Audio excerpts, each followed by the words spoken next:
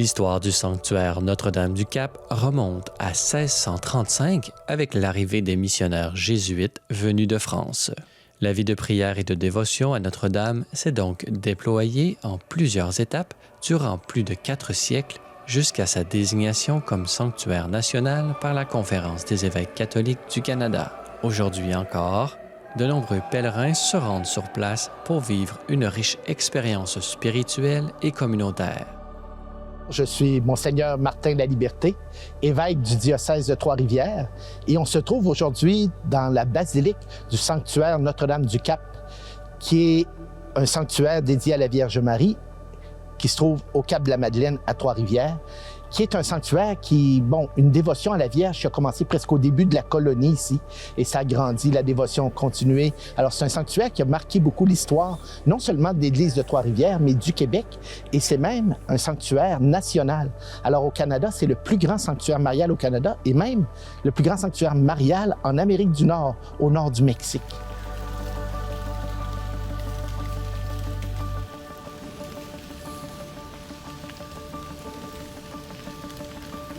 C'est un sanctuaire qui a marqué la vie des gens. On a deux églises, si on peut dire, sur le site. On a premièrement la basilique ici, qui peut rassembler des milliers de personnes. Et on a aussi ce qu'on appelle le petit sanctuaire, mais qui est le sanctuaire originel. Alors, c'est là aussi que se trouve la statue. Il y a une statue miraculeuse de la Vierge, là, où on raconte comme un miracle où la Vierge aurait levé la tête et bougé les yeux. Il y avait des témoins. Alors, comme une apparition de la Vierge pour Trois-Rivières, pour l'Église ici du Canada. Alors, c'est un sanctuaire qui est très fréquenté. Moi, je pense qu'aujourd'hui, on a une vie qui a été freinée. Ça va de tous les côtés. La société nous propose toutes sortes de recettes de bonheur et tout ça. On voit que ça frappe souvent un mur. Les gens ont besoin, je pense, dans tout ce monde qui est plein de bruit, d'avoir des lieux de repos, des lieux de calme, des lieux de silence. C'est comme un oasis où les gens viennent retrouver la paix et peut-être se reconnecter à ce qui donne le vrai sens de la vie. Parce que comme être humain, on est fait pour Dieu. Et ici, ils peuvent vivre cette expérience-là de se reconnecter au Dieu de la vie. Durant le mois d'octobre, une grande délégation du diocèse de Montréal s'est déplacée pour une journée de ressourcement au sanctuaire Notre-Dame-du-Cap. Accompagnés par leur évêque, Monseigneur Christian Lépine, ces pèlerins ont pu assister à une méditation centrée sur la figure de Marie.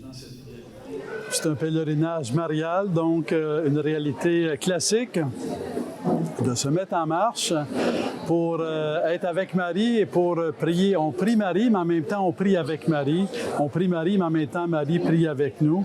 Alors, c'est de passer une journée amicale ensemble là, et de répondre à cet appel, de rencontrer Jésus à travers la prière de Marie et de se retrouver ensemble dans le sanctuaire Notre-Dame-du-Cap, qui est une tradition forte au Canada, au Québec et pour nous tous.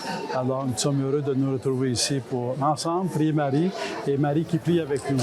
Mais elle n'a pas répondu par d'autres questions, elle a répondu par l'abandon. Dieu va faire son œuvre. On se retrouve ainsi en marche à prier ensemble, les gens de toutes générations, de toutes les vocations. Je pense qu'un pèlerinage, il y a quelque chose de mystérieux. On peut expliquer, là. Mais en même temps, ça demeure mystérieux parce que si je dis aux gens, on va se réunir pour prier, quelques personnes viennent. Mais si je dis, on s'en va en pèlerinage, ça rassemble, ça attire. Je pense qu'il y a comme une mise en marche. Dans un pèlerinage, on sait qu'on veut prier, mais en même temps, on prie ensemble. Il y a comme les deux dimensions personnelles et communautaires. Dans le pèlerinage, c'est assez fort, la dimension, oui, personnelle, mais aussi communautaire. Donc, on se soutient les uns les autres. On n'est pas seul à avoir la foi. On se met ensemble en marche pour prier et on donne une journée au Seigneur pour être ensemble avec le Seigneur. Dans l'après-midi avait été organisée une procession en l'honneur de la Sainte Vierge jumelée à la récitation du chapelet. Pour certains, cette occasion unique leur a permis de demander des faveurs spéciales, tandis que pour d'autres, cette journée était d'abord et avant tout une opportunité d'action de grâce pour tous les bienfaits octroyés par Dieu par l'intercession de la Vierge Marie. Je m'appelle Amandine Poinin. Alors, je suis à Montréal juste pour 4 mois, mais sinon, je viens de France. En fait, je me suis inscrite parce que j'habite juste à côté de l'église Saint-Ambroise et ils ont annoncé le pèlerinage il y a quelques semaines et J'en avais déjà fait avec mes parents et je me suis dit que ce serait bien pour une fois de le faire personnellement et toute seule. Puis ça me tenait à cœur parce que c'est un pèlerinage qui est en relation avec la Vierge Marie, qui a une très grosse importance dans ma vie.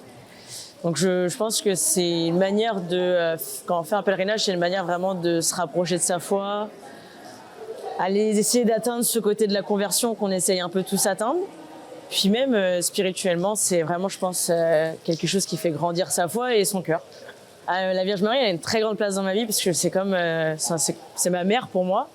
J'avais une grand-mère qui était très proche de la Vierge Marie et qui m'a un peu inculqué ses valeurs, et elle a toujours agi par l'intermédiaire de Dieu.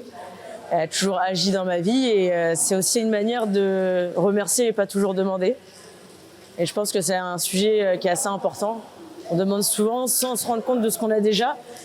Et c'est pour ça aujourd'hui je suis là pour la remercier pour tout ce qu'elle a fait dans ma vie et pour tout ce qu'elle continue de faire et ce qui va continuer par la suite, j'en suis sûre. Et ça m'a fait don de plein de cadeaux, et c'est à mon retour de la remercier du mieux que je peux en venant ici. Donc je suis très contente d'être là aujourd'hui. Pour l'évêque de Trois-Rivières, Monseigneur Laliberté, la popularité du sanctuaire Notre-Dame-du-Cap est surtout due à la pertinence de la figure de la Vierge Marie pour notre temps. Je pense que Marie touche les gens d'aujourd'hui, touche le cœur des croyants, parce que Marie, c'est une de nous. C'est une femme comme nous, bon, que Dieu a visitée, et elle a ouvert son cœur au don de Dieu. Et je pense que les gens se reconnaissent en elle. Et par son oui, c'est débloquer l'histoire de l'humanité. Le Fils de Dieu s'est fait l'un de nous pour nous donner la vie de Dieu. Alors, je pense que c'est ce qui fait que les gens ont vraiment cette foi en Marie. Et puis, ils ont confiance qu'elle apporte tout ça à son Fils Jésus. Chaque année, le sanctuaire Notre-Dame-du-Cap accueille plus de 500 000 pèlerins et offre de multiples activités religieuses, culturelles et familiales.